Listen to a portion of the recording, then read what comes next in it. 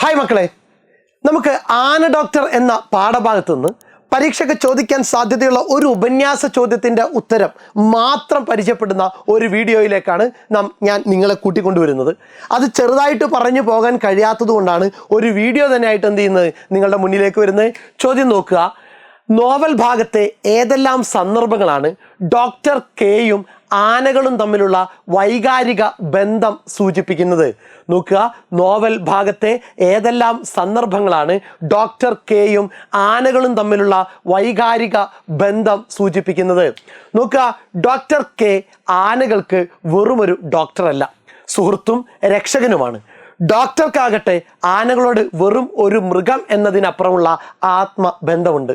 കുപ്പിച്ചില്ല് തറഞ്ഞു കയറി ഗുരുതരാവസ്ഥയിലായ ഒരു പിടിയാനയെ doctor K പണ്ട് രക്ഷപ്പെടുത്തിയിരുന്നു.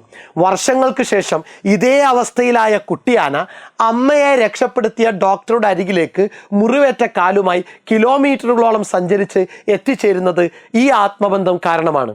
അവർ തമ്മിലുള്ള വൈകാരിക ബന്ധം സൂചിപ്പിക്കുന്ന നിരവധി ഭാഗങ്ങൾ നമുക്ക് നോവലിൽ കണ്ടെത്താം. ഡോക്ടർ കെ കുട്ടിയാനയെ കാണുമ്പോൾ അതിനോട് വാത്സല്യത്തോടെയും സൗമ്യതയോടും പെരുമാറുന്നു.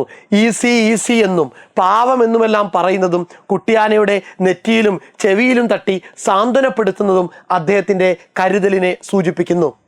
കാലിൽ വ്രണമുണ്ടെന്ന് പറഞ്ഞ് ഡോക്ടർ കുട്ടിയാനയുടെ അടുത്തേക്ക് ചെന്നപ്പോൾ തുമ്പിക്കൈ നീട്ടി അത് ഡോക്ടറെ തൊടുന്നു. പിന്നീട് അദ്ദേഹത്തിൻ്റെ തോളിൽ തുമ്പിക്കൈ വെക്കുകയും ചെയ്യുന്നു. ഇത് ഡോക്ടറോടുള്ള അതിൻ്റെ വിശ്വാസത്തിൻ്റെ തെളിവാണ്. ഡോക്ടർ കെ കുട്ടിയാനയെ മുമ്പ് കണ്ടിട്ടുണ്ടെന്ന് തിരിച്ചറിയുന്നു.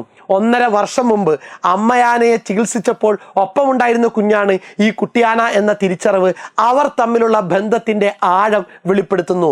He is A tusker, my alpha male എന്ന് പറയുന്നതിലൂടെ ആനക്കുട്ടിയോടുള്ള ഡോക്ടറുടെ സ്നേഹവും അടുപ്പവും വ്യക്തമാകുന്നു. കുട്ടിയാനയെ ചികിത്സിച്ച ശേഷം ഡോക്ടർ കെയും ആഖ്യാതാവും മടങ്ങാൻ തുടങ്ങുമ്പോൾ ആനക്കൂട്ടം ഒന്നടങ്കം ചിഹ്നം വിളിക്കുന്നു.